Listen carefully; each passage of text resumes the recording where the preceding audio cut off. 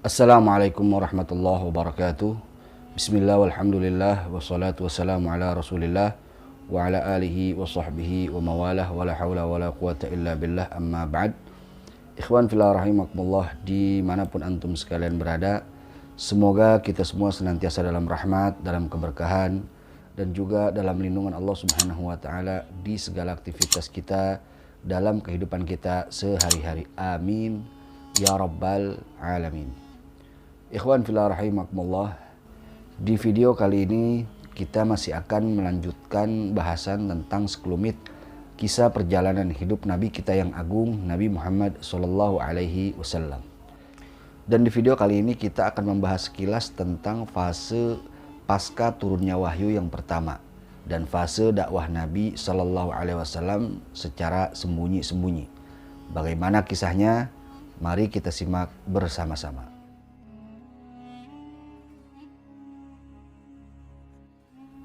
Ikhwan fillah rahimakumullah, pasca turunnya wahyu yang kedua, maka Nabi Sallallahu Alaihi Wasallam pun mulai berdakwah kepada orang-orang yang mempunyai hubungan dekat dengan beliau, seperti keluarga, kerabat, dan sahabat-sahabat dekat beliau Sallallahu Alaihi Wasallam. Mereka semua diberitahukan tentang keesaan Allah Subhanahu Wa Taala dan diajak untuk menyembah Allah Subhanahu Wa Taala sekaligus memeluk Islam dan menjauhi perbuatan-perbuatan yang buruk dan juga tercela yang selama ini merajalela di sekitar mereka. Nabi Sallallahu Alaihi Wasallam menjelaskan kepada mereka apa yang disampaikannya ini merupakan risalah yang juga dibawa oleh nabi-nabi terdahulu seperti misalkan Nabi Ibrahim dan juga Nabi Ismail alaihi wassalam. Dan Nabi Sallallahu Alaihi Wasallam pun menyampaikan kepada mereka bahwa beliau adalah nabi terakhir yang diutus oleh Allah Subhanahu Wa Taala kepada seluruh umat manusia dan tidak akan ada lagi nabi setelah beliau. Nah, mereka yang didakwahi oleh nabi ini sangat mengenal tentang kepribadian nabi.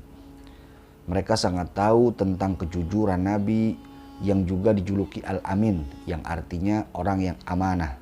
Dan mereka juga tahu tentang perbuatan-perbuatannya yang terpuji, yang jauh dari perbuatan-perbuatan buruk dan juga perbuatan-perbuatan yang tercela.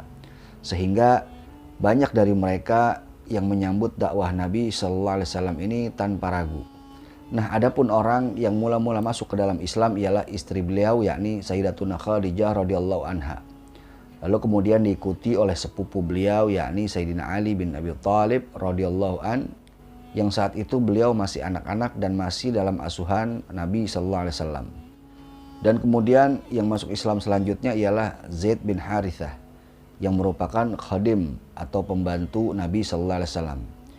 Awalnya Zaid bin Harithah ini ditawan dan dijadikan budak oleh sekelompok orang.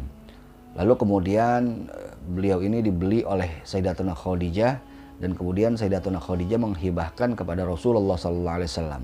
Dan ketika ayah dan pamannya mengunjungi Zaid bin Harithah untuk membawanya kembali pulang kepada kaumnya dan juga keluarga besarnya, Zaid bin Harithah ini lebih memilih Rasulullah SAW ketimbang keluarganya. Lalu Rasulullah SAW pun mengangkat beliau sebagai anaknya sesuai norma-norma yang berlaku di kalangan bangsa Arab saat itu. Karena itulah dia sering disebut Zaid bin Muhammad, hingga akhirnya Islam datang dan menghapus tradisi tersebut. Lalu setelah itu masuk Islam pula sahabat karib beliau, yakni Sayyidina Abi Bakar Siddiq radhiyallahu an. Beliau ini dikenal sebagai pedagang dan beliau ini banyak bergaul dengan berbagai macam kalangan orang. Beliau juga orang yang santun, yang luwes dan suka berbuat baik sehingga banyak orang yang senang bergaul dengan beliau. Nah, kemudian Sayyidina Abu Bakar ini sangat giat membantu Nabi Sallallahu Alaihi Wasallam dalam berdakwah hingga banyak pula orang-orang yang masuk Islam melalui wasilah beliau. Di antara orang-orang tersebut yakni Sayyidina Utsman ibn Affan radhiyallahu an, kemudian juga ada Zubair bin Al-Awwam, kemudian ada Sayyidina Abdurrahman bin Auf dan Sa'ad bin Abi Waqqas, kemudian juga ada Talhah bin Ubaidillah radhiyallahu anhum.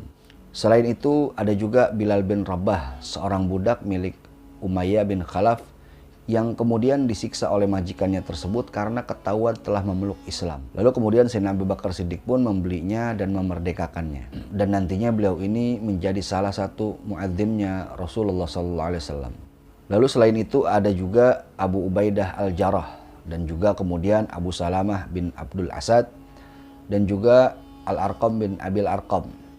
di mana rumah beliau ini sering dijadikan tempat berkumpulnya kaum muslimin saat itu untuk mendengarkan pengajaran-pengajaran yang Nabi SAW sampaikan. Rumah beliau ini terletak di dekat Bukit Sofa, yang saat itu memang agak jauh dari pusat keramaian, sehingga para sahabat bisa lebih aman untuk berkumpul dan mendengarkan apa-apa yang disampaikan oleh Nabi SAW di sana. Lalu kemudian ada Utsman ibn Maz'un dan kedua saudaranya Qudamah dan juga Abdullah. Lalu ada juga yang masuk Islam Ubaidillah bin Al-Harith dan Sa'id bin Zaid serta istrinya yang bernama Fatimah binti Al-Khattab yang merupakan saudari Umar bin Khattab radhiyallahu an. Lalu ada juga Khabab ibn Al-Arad dan juga Abdullah bin Mas'ud serta banyak lagi selain mereka. Kebanyakan mereka ini berasal dari suku Quraisy dan mereka ini berjumlah sekitar 40 orang. Dan mereka inilah yang dinamakan As-Sabiqun al-Awwalun, yakni orang-orang yang pertama masuk ke dalam Islam. Mereka semua umumnya masuk Islam secara sembunyi-sembunyi. Dan Rasulullah SAW pun memberikan pengajaran kepada mereka masih dengan secara sembunyi-sembunyi. Sementara itu, wahyu pun terus turun kepada Rasulullah SAW. Dan di fase ini, ayat-ayat yang turun merupakan ayat-ayat yang pendek dan berakhiran indah. Ayat-ayat tersebut kebanyakan berbicara tentang tazkiyatun nafas atau pensucian jiwa dan juga berbicara tentang surga dan juga neraka dengan begitu lugas dan jelas seakan-akan surga dan neraka itu ada di depan mata mereka. Di fase ini juga turun perintah salat. Sebagaimana diriwayatkan oleh Al-Imam Ibn Hajar bahwasanya sebelum Isra wal Mi'raj terjadi, Nabi SAW pernah melakukan salat, begitu juga dengan para sahabat. Hanya saja saat itu salat mereka bukan salat 5 waktu, melainkan hanya 2 waktu, yakni subuh 2 rakaat dan isya 2 rakaat. Malaikat Jibril yang langsung mengajari Nabi SAW tata cara berwudu. Dan kemudian Nabi SAW pun ajarkan itu kepada para sahabatnya. Diriwayatkan juga dalam sirah Ibn Hisham bahwasanya jika waktu salat telah tiba, Nabi dan para sahabat pergi ke lereng-lereng perbukitan dan kemudian menjalankan salat di sana secara sembunyi-sembunyi jauh dari pandangan kaum mereka. Dan Abu Thalib pernah sekali waktu melihat Nabi dan juga Sayyidina Ali melakukan salat. Lalu kemudian Abu Thalib menegur keduanya, namun manakala ia mendengar penjelasan Nabi tentang hal tersebut, maka ia pun memerintahkan keduanya untuk memantapkan apa yang telah mereka lakukan itu. Dan ketika turun firman Allah Subhanahu wa taala surah Asy-Syu'ara ayat 214 yang berbunyi wa anzir ashiratakal aqrabin, yang artinya dan berilah peringatan kepada keluargamu yang terdekat, maka saat itu Nabi SAW semakin getol untuk mendakwahi keluarganya. Nabi mengumpulkan keluarganya dan kerabatnya yakni Bani Hashim yang saat itu jumlah mereka kurang lebih sekitar 45 orang. Sebenarnya beberapa keluarga Nabi ini juga sudah mendengar tentang dakwah ini. Karena itu saat Nabi hendak bicara, tiba-tiba paman beliau Abu Lahab menyelaknya dan berkata kepada Nabi SAW agar tidak usah mengajak-ngajak keluarganya ke dalam agama baru yang ia bawa. Hingga akhirnya Rasulullah SAW pun tidak berbicara hingga pertemuan itu bubar. Dan di waktu yang lainnya Nabi SAW pun mengundang mereka lagi untuk berkumpul. Lalu kemudian Nabi SAW berbicara di hadapan mereka, Alhamdulillah, segala puji hanya milik Allah. Aku meminta pertolongan kepadanya dan aku beriman serta bertawakal kepadanya. Dan aku bersaksi bahwa tidak ada Tuhan melainkan Allah yang tidak ada sekutu baginya. Lalu Nabi melanjutkan, sesungguhnya seorang pemimpin tidak mungkin membohongi keluarganya sendiri. Demi Allah yang tidak ada Tuhan selainnya, sesungguhnya aku adalah utusan Allah yang datang kepada kalian secara khusus dan kepada manusia secara umum. Demi Allah, sungguh kalian semua akan mati sebagaimana kalian tidur. Dan kalian juga akan dibangkitkan sebagaimana kalian bangun dari tidur. Dan sungguh kalian akan dihisap, dimintai pertanggungjawaban terhadap apa yang kalian lakukan.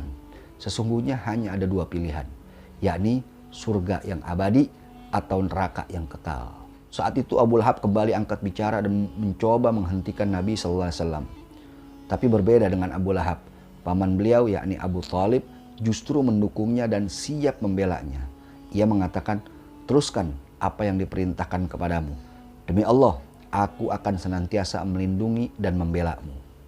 Melihat hal itu, Abu Lahab pun semakin geram.